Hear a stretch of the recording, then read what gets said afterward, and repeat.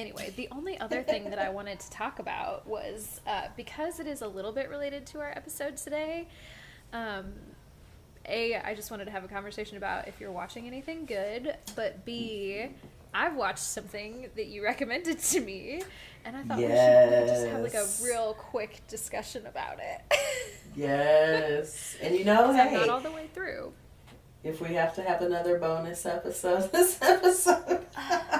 Yes, we just like pull this for later. Hey. But, yeah, so as far as what I'm watching right now, a combination of things. So I think we've established that I like reality television. So I just finished. And I think we have on the pod as well. Yes, so. Yes. Like, I like a little trash. It's fine.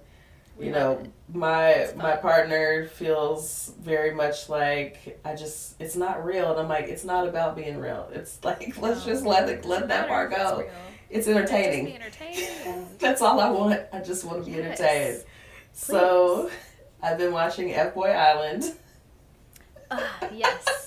Great. Quality. It's quality. And it doesn't take itself seriously, and that's the best part. It's like, it's hosted by a comedian. Like, it's funny. Trash. Right. Quality it's trash. It's supposed to be funny. Yes. Right? No one's taking... Yeah. You don't apply on that show thinking you're going to, like, find the love of your life or... Right. Anything like that. As dramatized as they like to make it, like, I just want to know that we're going to spend our lives together. I mean, the things that they're saying to each other, I'm like, you're like all of 23 years old. Like, what are you talking about? Like, absolutely insane. Absolutely. I see a future with you. Like, you see the next 6 months together. Like, do y'all ever live in the same city? I wonder about that. You never would have met otherwise. Like, this is just fully constructed for TV.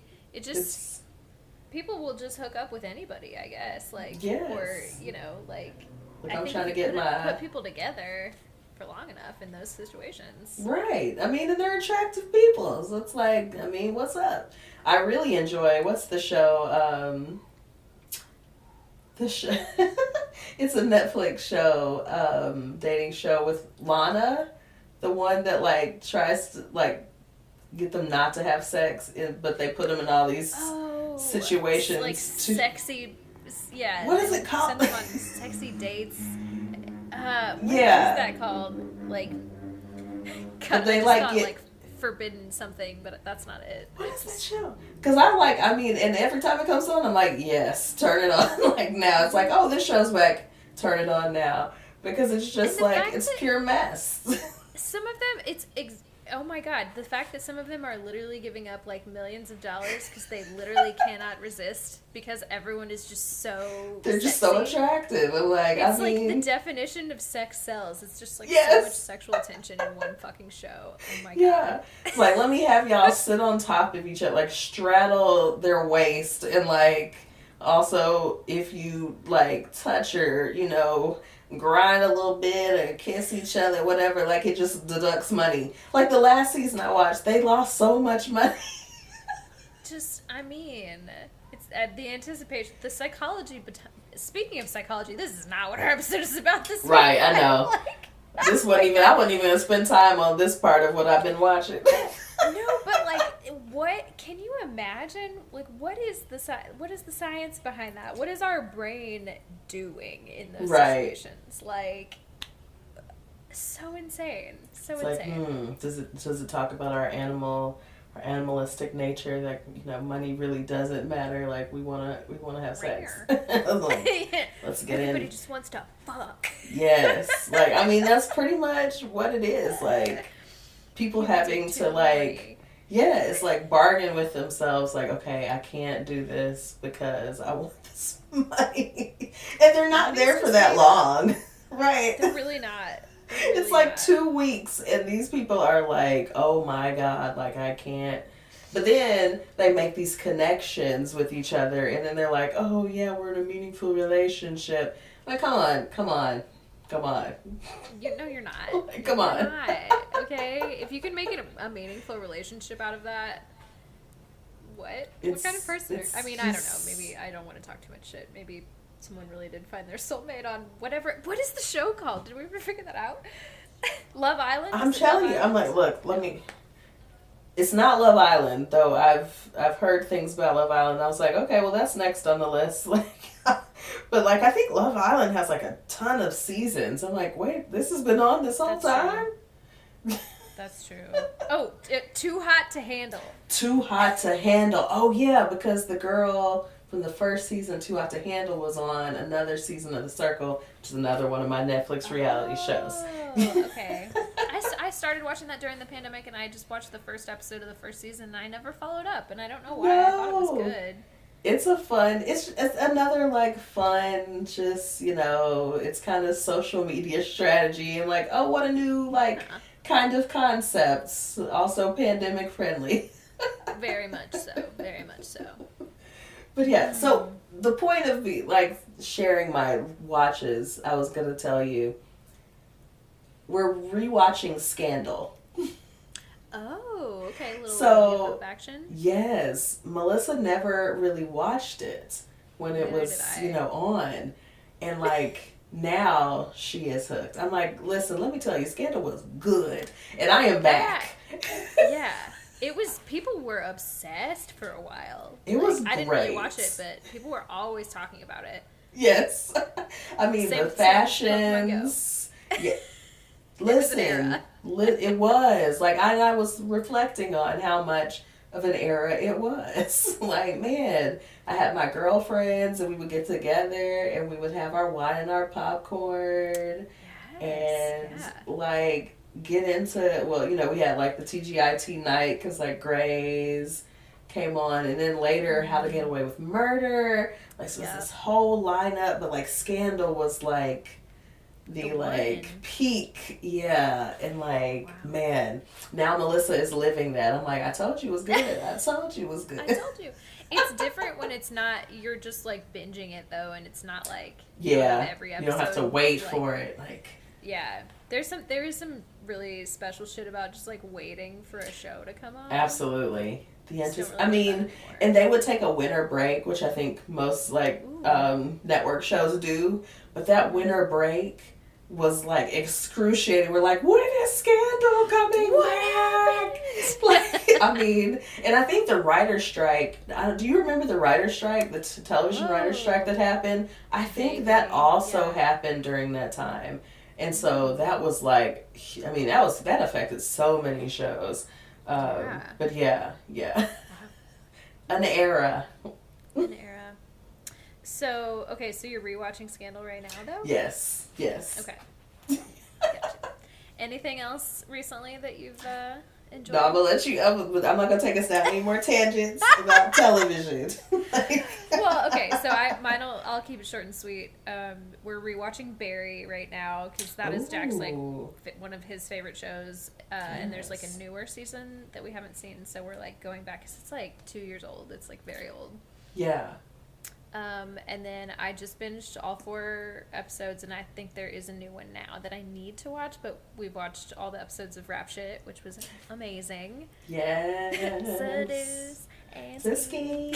Hey. Oh, hold on now. You know that's my shit right there. I was like, It's you been know, stuck in my head all week. if I ever become single again, girl, it's over. I'm gonna be in these streets like. Sugar daddies everywhere. Sugar daddies please. getting flued out, scheming and seducing. Why not? But yeah, that's obviously it's great. I knew it was going to be. It's an Issa Rae production, Yes. and Kid Fury wrote like Kid Fury. a solid chunk of it. I'm so happy to see. Speaking of which, seeing him play a straight guy on was hilarious. Right? I was like, look at Fury. Hey. Yeah, so cute. We all feel like proud aunties are like, look at Kid Fury. I remember seeing all the people like posting like Kid Fury, look at Kid Fury, and then like on all the posts online they're like Kid Fury. It's like they're like, yeah, man, other people worked on the show too, but Kid Fury worked on the show. But what about him? I mean, they just have such a big following. So Yes. I mean, I get it, but It's like the Reed fans. It's like the Beehive. Like we out here. Like, Cancun culture. Yes. But the very last thing that I've been watching, and I'm on episode 4, which is that you recommended to me, of course, was the Teal Swan documentary on Hulu. Yes. What's it called? I don't know why I didn't write I'm like The Deep End. The Deep End. Thank you. The Deep End. Yes. Thank you. And we're going to get into it today because, as we get into the meats of our show, we're talking about descendant signs and shadow work. And shadow work is like a big part of... Okay, I was telling Christine this when I was doing research for the episode. I typed in shadow work and I got a bunch of Teal Swan videos. Okay. And I was like, oh no, I don't want to talk about this if this is where people are going to go with this. Because I'm allegedly, according to that documentary, things are weird over there. Very. And I don't want to encourage anyone to, follow an alleged dark cult. path. Yeah, exactly. So, anyway, what a wild ride. Listen, it was funny because the way I heard about the documentary was I was on Twitter. One of these random times I'm on Twitter, and I was probably... Usually when I'm on Twitter, there's like a purpose. Like I'm looking up something. Like if I start watching a show, I go look up the hashtag and see what, people are saying, whatever, so I can, right. take the pulse, whatever. But, so I get on there and I see one of the, Haas from, not from the Friend Zone, but we both listen to the Friend Zone. Miriam Hasnea, friend of that show. Right. She had posted something on Twitter and like, it was, I don't remember what exactly she said, but it was like, kind of like, what do y'all think about this Teal Swan thing? And then I was like, who's Teal Swan? And so then I go, so I finally find someone talks about, like, gives me the title of the documentary. Because I'm like, okay, but what is it? What is it? So then I find it, and I go to Hulu, and I turn it on, and I'm like, oh, shit. Okay. I love my, alleged cults. And it's been a real... there's been all kinds of scammer cult stories, less murder these days, less that kind of stuff, but much more cults and then scammers, and this falls right in line. Yes. And it's like a theme that's happening. It's like, okay, y'all are rolling out, all the streaming platforms are like rolling out the same content. Like right now we're going to give you murder, and now we're going to give you like cults and scammers. Like it's like, what's in vogue, apparently. And so I started watching it again. When you told me you started watching it, I watched the first couple episodes again, and just like, it's wild. Like, one day, you think you're just kind of sharing things, and I don't know if she just got in too deep. Like and the fame and like all the different things that come into play when you grow this, following. But I'm like, okay. There was a scene where she's like checking this guy that's in her group, I guess at her retreat, about he's basically asking her if she has an accountability person.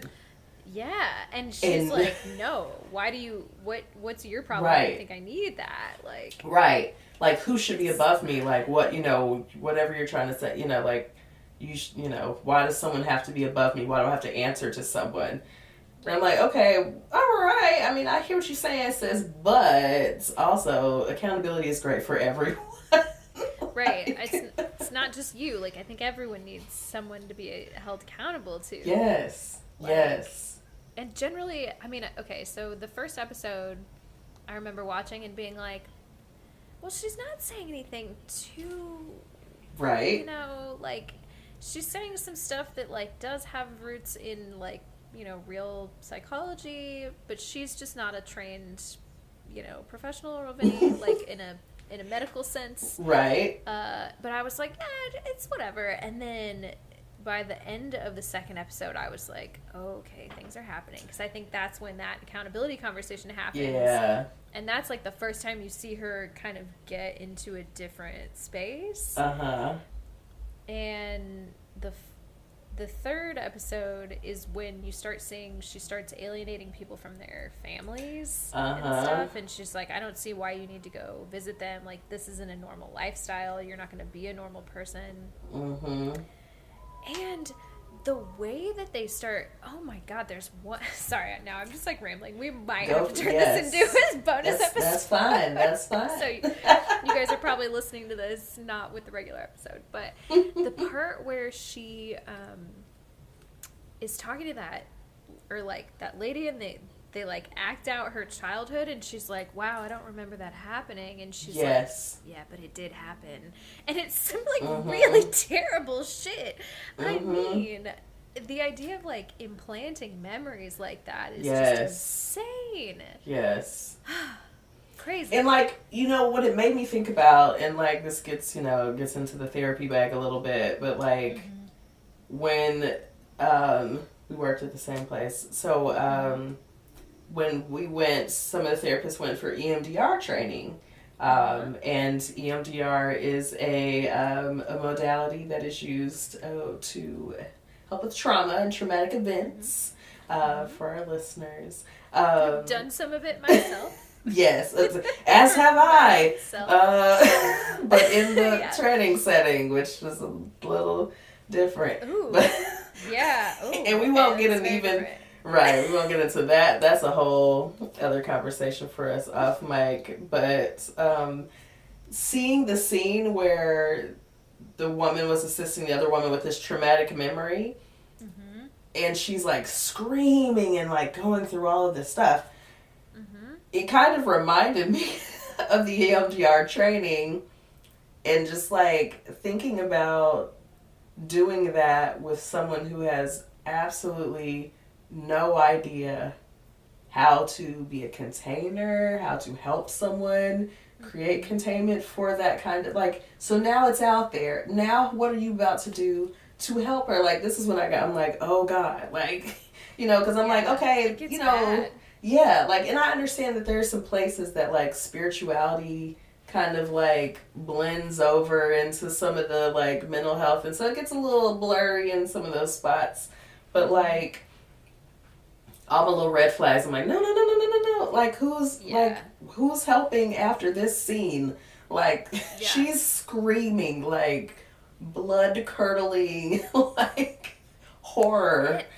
It's so fucked up, because I think, like, people get on this, people have it in their minds who aren't like trained to do stuff like that, like that is what is needed, like that you have to have some like moment of just like, okay, it's out of me now, like everything is done and I'm fixed because I had this big release, and like that isn't how it works. Like, no, that's not how you get better from things, how you heal. It just like, I don't know, it's just such a slow gradual process that you almost like don't realize it's happening until it's happening.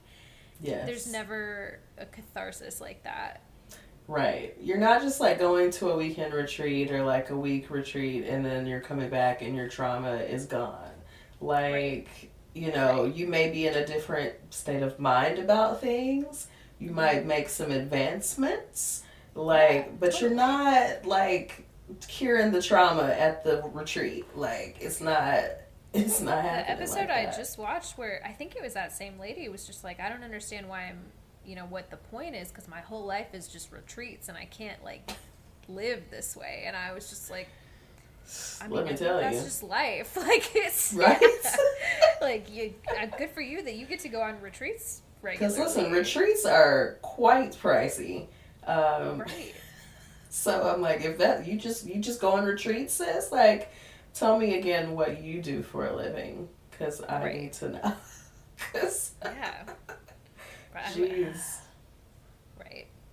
But then there's a crowd that does retreats also. Like, that is, there's a crowd. I'm like, I want to be kind of in the crowd, but not in the crowd. I had Aquarius. Was always on. Yes. That was always my dilemma when I was like working at the yoga studio. I was like, oh, it would be so nice to just like go on a yoga retreat. And then it was like, but then that's like I don't know how I feel. Like, there's also a lot of I'm still kind of an introvert, and like a bunch of strangers in a new place, in a new country. Right. Like, I don't know. I mean, they don't have to be out of the country, but a lot of them are. A lot of times, which makes me feel a little like, I don't know, but. See, now, interestingly enough, with me, like, I'm very introverted, but, like, if you send me into a situation where I don't know anyone, I do better. So if I go into it, like, because I'm forced, you know, it's like you can't retreat, or there's not, like, a person you know to, like, kind of latch onto. It's like, oh, that's okay, I have to talk to someone. Like, all right, well, I guess I'm about to make friends.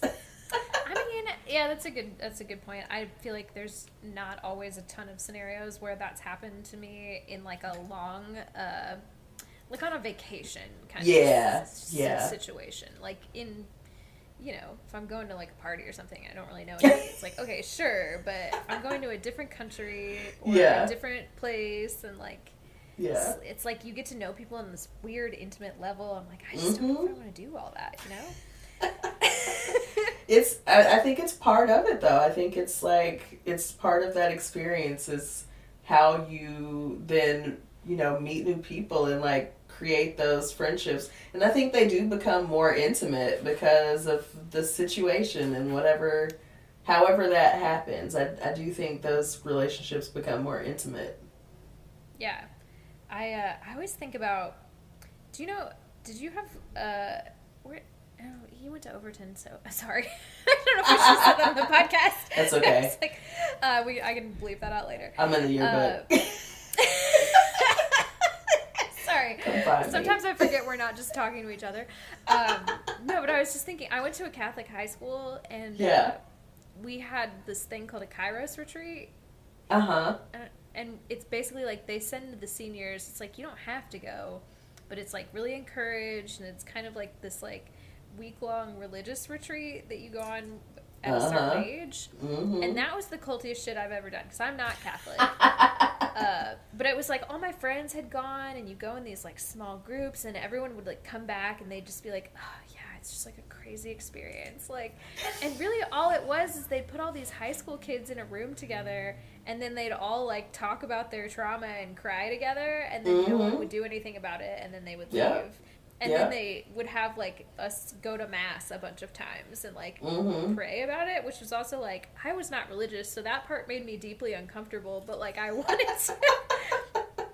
to like go with my friends and cry, and like I don't know, ever since then I've been really weirded out. That was like the closest thing I've ever had to a retreat, and I'm ever since then I've been no, that didn't feel right. That was not weird. The Catholic retreat. Right. That's very not a different retreat. Vibe, I know, God. I know. Very different vibe, but I think maybe it was traumatizing now that I'm thinking about it. Probably. I mean, I feel like a lot of those like youth type groups, there's a lot of that. Like you bond in the sharing of your trauma, but there's no one to be a container. There's no one to teach you how to contain. Like you don't do anything with those. Right. You thoughts, just feelings, release emotions. That. Right, like you've, unleashed it. No one ever checked in on me. Right. When I got back to school, they were like, hey, you talked about some heavy shit. Are you good? Like, no. Right, no. Follow up. No, thank you for, maybe they, I don't even know if they thanked them for sharing, but. Right. And what do you do with that? Because again, like you have a bunch of kids, and they don't know how to respond to other kids' traumas and things like, oh, well, I was just mad because my parents didn't give me this allowance or whatever, and somebody else is sharing about some, trauma, right. And no one knows what to do with that. No one knows what to do with like, it. What are we doing? Let's just send them to mass a couple times. Send them in mass and, like, pray on it. That's the pray on it response. All of this is our preface to our conversation that we're about to have about shadow work in the actual episode. So all that to say, like, go to a real therapist. Like, at least try it. I know it's expensive, or it can be, but like, there's other ways, There's other ways. You don't have to join a cult. And you have to vet your healers and your teachers. And it was funny. I actually saw. Oh man, hold on. I saw this post earlier today and I was like, oh, this is like the perfect message for the episode that we were going to talk about Teal Swan. Nice. Okay, let's see if I can find it. I think I saved it. And I was like, wow, that's like right there. It's on point. Here it is. Okay. This is Adam Grant.